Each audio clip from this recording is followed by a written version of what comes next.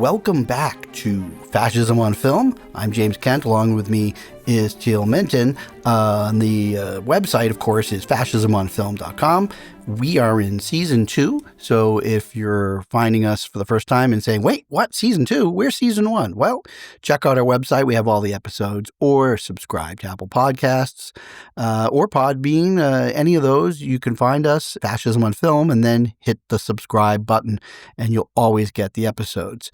And what we're going to be talking about today is a fascinating film from the early 1930s. It is Fritz Lang's Testament of Dr. Mabuse.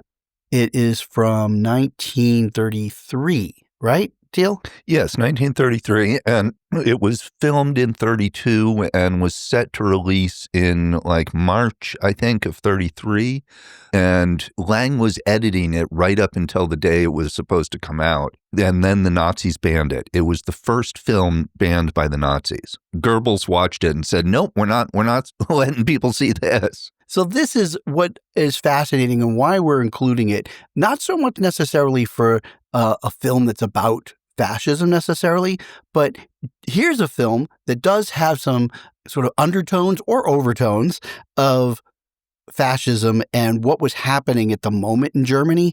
But it's a film that historically gets caught up in it's being made at the big German film studio. Yes. Under one condition, and before it can come out, suddenly the politics has changed because, as we did in one of our earliest films that covered Hitler's ascension to power, The Mortal Storm, in real life, Hitler, they came in and very swiftly things started to change, and anything that might even be seemingly objectionable came under the scrutiny of the new propaganda minister, Joseph Goebbels. So this Dr. Mabuse was a famous book series, very popular at the time, and one of Fritz Lang's earliest successes in 1922 was the silent film Mabuse the Gambler. Mm-hmm. And so this was a sequel to that, but also in a weird way, it became a sequel to another big hit for Fritz Lang, and that was from a couple years earlier, M. Yeah. And while there isn't necessarily a Mabuse in M, there was a Inspector Loman. And he was a very popular character from M. And so he took two things, the Mabuse series and this detective, and he combines them. So it is in a weird way a sequel to M, or at least now M lives in that same world. Right. And the plot's a little confusing and hard to follow. The plot is really confusing. I have some issues with the way the story is constructed because it is hard to follow. But the general idea is there's this guy, Dr. Mabuse, and he's in an insane asylum, and he writes constantly, scribbles on paper, and he's writing out instructions and sort of a testament, I guess, for a world of crime, an empire of crime he keeps talking about. And those messages get out to people, those plans get out, and they're carried out sort of in his name, a series of crimes that are intended to sort of destabilize society. There's questions about why Goebbels banned this film. Some people say that it's because he thought it shows how a small group of people can destabilize a country. And he thought that would be encouraging threats to Hitler. The other idea, of course, is that it's a critique of Hitler, and Hitler is the madman writing all these criminal manifestos. And so there's sort of two reasons why Goebbels could have rejected it. We're not entirely sure. Lang believes that it's because it was a critique of Hitler. I have a quote from Lang here that I'm going to read. It's a few sentences, but I think it's worth it because this is Lang talking in 1943, and some people are saying, yes, well, the hindsight is perfect, but he says this film was made as an allegory to show Hitler's processes of terrorism. Slogans and doctrines of the Third Reich have been put into the mouths of criminals in the film. Thus, I hope to expose the masked Nazi theory of the necessity to deliberately destroy everything which is precious to a people. Then, when everything collapsed and they were thrown into utter despair, they would try to find help in the new order. So he's saying that he specifically is trying to make Mabuse into Hitler. I've seen the movie before. My rewatch, I decided to go a little different route. The Criterion Channel, which I highly recommend because not every film, but a lot of the films that we've talked about and will be talking about are movies that you will find or they will come up on the Criterion Channel. So it's a great resource. And sometimes, like a film like The Testament of Dr. Mabuse, they have supplementary material.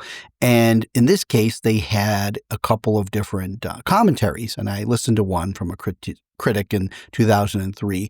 And what was interesting about the critic is he's done he wrote a book about the movie and a big scholar on Lang, and his goal was really to break a lot of the fact and fiction and some of the reimagining that even Fritz Lang did about his own film and reputation and how this movie kind of took on different lives. Now, the Criterion edition is about 2 hours long. And that was what I guess there's like a minute that's completely lost, will never be found in the original film. But what happened, because the film obviously wasn't allowed to be released in Germany and it got over in France and it really didn't make its way to America till much later. They did make a French language version simultaneously. Yes, they did.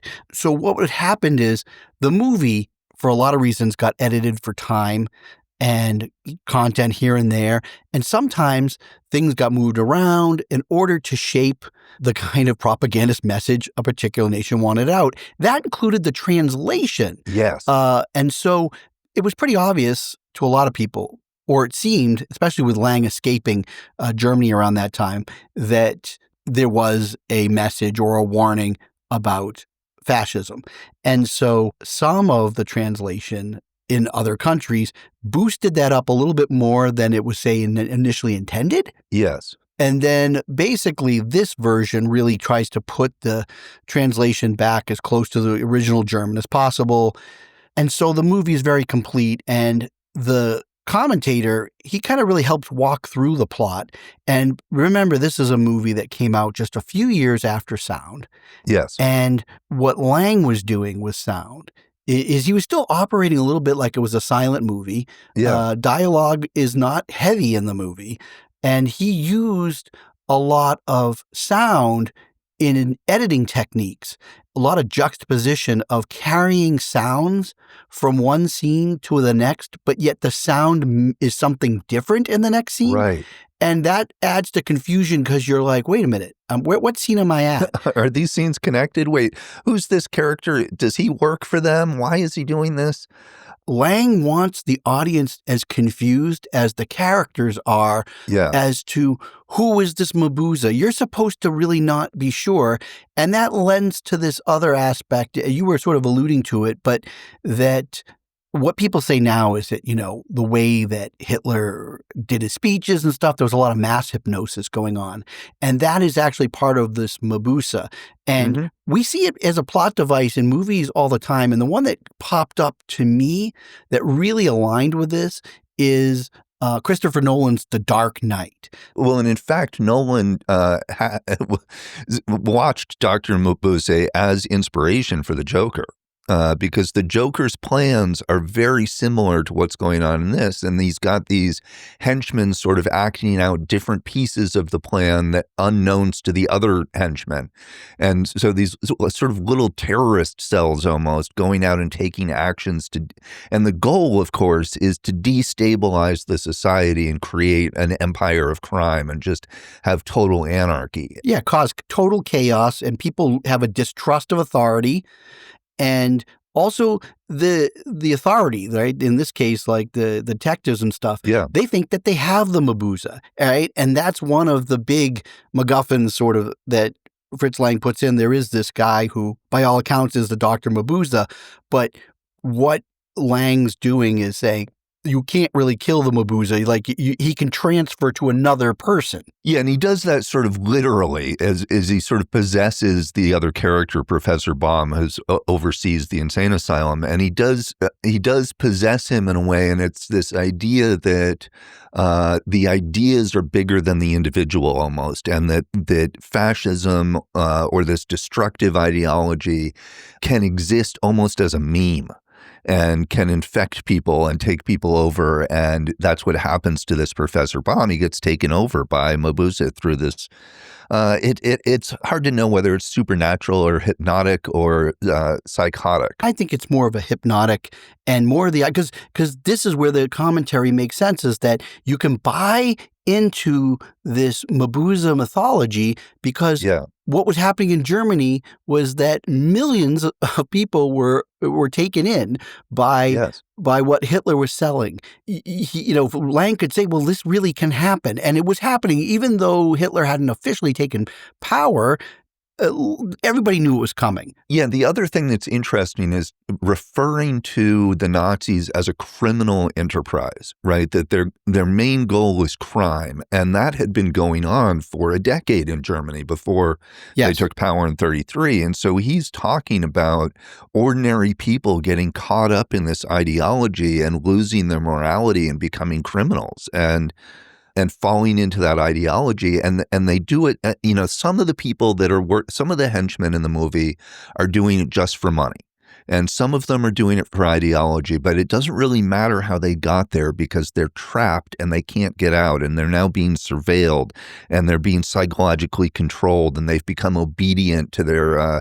When they get their instructions, they go into this room, this sort of brick room with a curtain in the middle, and there's a man behind the curtain giving them instructions, and they never see his face, and they just go out and carry out these instructions from Dr. Mabuse. And they do. So some of them are there just for the money, and some of them are true believers. And I think that this is a critique sort of about how people go along with these things and get caught up in them. And that we have this sort of one of the main characters, this guy Kent, is one of the henchmen, and he falls in love with a girl and starts having second thoughts about being a henchman. And they end up in this great set piece in a room with a bomb. But this movie does have some great set pieces. Yeah, and some of the ticking of these bombs carry over to tickings of clocks and other things in other scenes.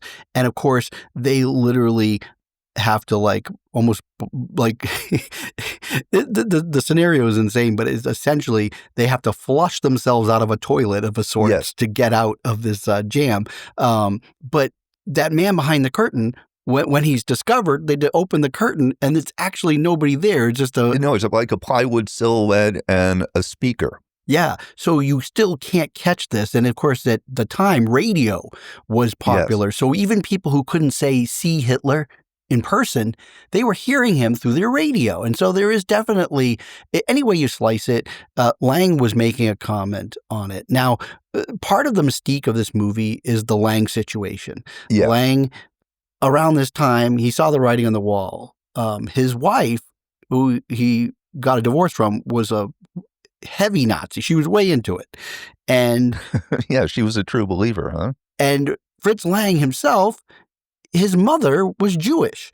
And so he knew what was happening, and he knew he had to leave. And he did leave. He didn't leave right away, and he actually, records show that he came back to Germany several times after he had left. But as they say, if the rumor's better or whatever, print the rumor. When he got to America and was trying to establish himself there to kind of boost his name. Street cred? Yeah, his street cred. He kind of fashioned more of an exciting escape where Goebbels now was the minister of propaganda. And though he was not liking what he felt was going on in Dr. Mabuse, he simultaneously thought that Fritz Lang should take over UFA, the German studio, and wanted to call him for a meeting. And as the rumor had it, after one meeting, Fritz Lang left, which it really wasn't true, but it's made a really good story. But the part that kind of is true, supposedly, is that in this meeting, Fritz Lang said to Joseph Goebbels, "You want me to be the head of UFA, but you understand that my mother is Jewish." And Goebbels replied to him and said, "I'll decide who's Jewish and who's not." Now, that might just make a great story, but it might sound awesome. But, it does sort of fit with what we've seen. I'm thinking about like Mephisto, right? And it's a very similar kind of thing. He's offered the job, he takes it, he stays, he has the opportunity to leave. But that does kind of fit. I would almost buy that coming from Goebbels. That said, Lang has, as you said, sort of a different view on this and made it a little more exciting. And in fact, it had the hindsight to look back and say this was all about Hitler, but maybe it was only partly about Hitler. Well, I think though, if you see, we didn't do M first, and at some point we're going to do M, and it might have been, if we were really super Lang heads, we would go and do M, and then this is that in M, we see a little bit more of the conditions that are happening in Germany and what the kind of mindset was, and he uses in M a child predator and murderer, serial murderer, to get all sorts of disparate groups together to be on one side. So you have all the gangsters getting on the same side as the cops because they want to find this predator and take him off the streets. And what they don't want is to have any kind of legalities. Right. They want mob justice. And that film asks some very interesting moral questions at the end.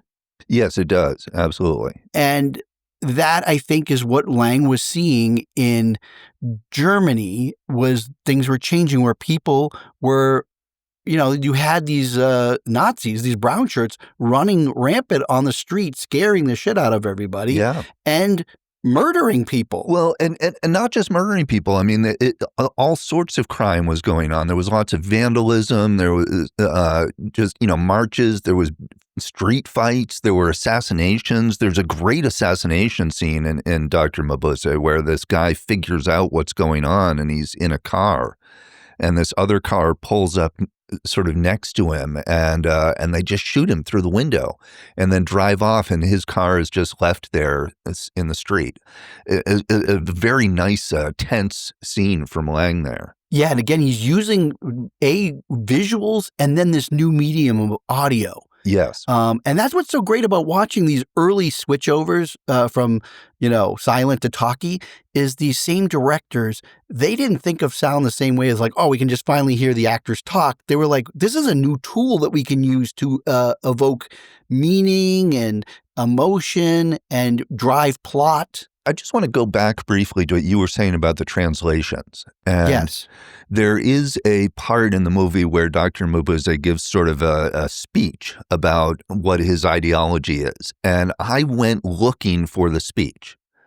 And I found so many different translations of it, and all the subtitles are different. And so it was hard to really lock down what the sort of core of the ideology is. But what it comes down to is this idea that he has that mankind must be thrown into an abyss of terror, and that by sort of bringing everything down with senseless crimes, the objective of it is to inspire fear and terror and insecurity in the population. And so that when they're so sort of destroyed by the fear and the horror, that they look to this empire of crime, these criminal overlords, to rule them and to ameliorate the horror that they're going through somehow. And so that sort of comes across in his speech, but like I said, it's really hard to find a good translation of it that isn't doing what you're saying, like maybe putting a few more Nazi lines in there or things like that. Well, I will tell you this. You're sort of on the right track. That is correct. And if you've watched, which I believe, and I'm going to say this aside, Teal, you did watch the Criterion version, which is one I think you have. Yes. Because 2 hours. So, okay. So the version that we've watched, the Criterion version, is the most approximate translation. Yeah. But that is one of the areas, that particular speech you're talking about is one of the things that would really get bolstered and augmented. Yes. Make it seem more about fascist ideology. It is fascist ideology, but he was probably being a little bit more coded. I think so. And so it got a little less coded depending on where it was seen and what version you watched. But what you're talking about, everything you just said, it's like, does this sound familiar at all? I don't know. I don't know if that doesn't sound realistic. But when I mentioned The Dark Knight, there was another thing that popped up, right? And I was thinking about today in the popular imagination, something that is very akin to Dr. Mabuse is QAnon. Yes. Yeah. Very similar. You sort of give your reasoning faculties over to insanity, essentially. And yeah, because there was like a no-named person who sounded like they were an authority and telling you how all of these crazy conspiracies out there were true and that there was evil. And it fed into some weird belief system. And again, wasn't it exactly like a criminal empire, but it was trying to tell you that one side was filled with like these dark, sinister, and nefarious goings-ons. And people bought into something where they didn't have any shred of actual evidence. They were just listening to a voice on the other end of like a microphone, in a sense. And it did induce almost a sort of psychosis in a way, where people fell into it so deeply that it became an all-consuming belief system. And I think that is perhaps the direct critique of fascism that's going on here, because, and to some extent, I also think there's a critique of fascism, but I also think there's a little bit of parody going on. The film is not a comedy in any way, but I think that the idea that Hitler is just a madman and an institution, I think it's a critique, but it's also sort of making fun of how absolutely insane the stuff is that he's putting out, and like QAnon, people are getting caught up in it. Yeah, and also, again, Dr. Mabuse, this idea is he's directing all of this stuff, but he needs people to actually put it into action. Yes. So all of the deeds, and if we look at like anything that's going on now, it's easy to look at one particular person, right? But they are almost become like the figurehead of the ideology. And it takes a lot of other people with nefarious thoughts and needs to put it into action. So there's a lot of bad actors out there, and then you still have to have people believe. But if you don't have that sort of cult-like figure, which is a key part of fascism, it kind of falls apart. People, for some strange reason, they need to feel that there's somebody that they've anointed as a sort of an all-superior being. They need a leader, and fascism does need a charismatic leader. And this is a question that I was thinking about a lot with this film: is can the ideology exist without the leader? Mabuse dies in the film, and yet the ideology continues to exist and will continue to get out there. And so it's a question about, is it entirely dependent on the charismatic leader, or can it exist on its own? And if it can, what is sort of the viral power of this kind of destructive ideology that's all about bringing crime and destruction and fear and terror to society in the interest, essentially, of gaining more power? Well, I think that it eventually would die if another charismatic leader doesn't replace. Yes. Like, you can have people that buy into the ideology, but you need another charismatic leader. And if you don't, then I think it eventually dies out. At the very least, you need a man behind the curtain. Somebody with mystery and power who can see through any obfuscation you try. And that, the way he treats the underlings and the henchmen is just, they're expendable almost. Yeah, and that's where, again, when we look at The Dark Knight, you see that from the opening scene at the bank robbery. Yes. All of these people are together, and they seem like they're a gang, but they don't know each other, and they don't know who hired them, and they don't realize, and when he starts killing them off, they don't, it's too late for them to realize, oh, who's holding the strings. So yeah, I think The Dark Knight owes a lot to this film, actually. Yeah, and I don't think that's a bad thing. It's just no. That's why it's fun to go to see a movie like this and see what kind of other films it inspired. Yeah, absolutely. It's a weird movie because it's not necessarily like, hey, look at, this is what Germany was like. But right. It's not exactly lining up with like, this is fascism. It's more just a comment on what happens in society when we have those elements. And remember, this was like designed to be a big box office. Like, this is what people wanted to see, right? It's got these big set pieces. It's exciting. It's a mystery thriller. It comes across as a big blockbuster. I mean, they put some money into this thing. I don't know. There's a whole conversation we'll get into at some point about the relationship between German expressionist aesthetics and fascist aesthetics, and how they had a really kind of complex relationship in the 30s. By the way, Fritz Lang hated the thought that his films were being lumped in with that type of expression. With German expressions. Yeah. He didn't feel like that he was making German expressionist films. He felt that there was a certain wonky angles and things, and he felt that that was not, and the way that the actors did their things, and he rejected it. So he felt that he was going for something that was more of a gritty realism. And if anything, he was kind of, and of course, when he went to Hollywood, he actually did some film noir. So he took a lot of, like, I think if you wanted to see where like film noir kind of came from, this is a great film to look at some of the things that you'd see brought into film noir later. Absolutely. Yeah, you're right. This is sort of an early film noir in that sense. And that's why I also feel like M, again, these are like a good companion piece. I feel like M's, I don't know, the word enjoyable movie is not the right term, but it's, I find Dr. Mabuse enjoyable. I mean, it's a blockbuster. Yeah, so it's it's an interesting film, and again, it's available. You can see it, but I would recommend, any way you slice it, you search out the Criterion version because it is the most complete version in all aspects. And so if you really want to see what Lang was going for, I would definitely check that one out.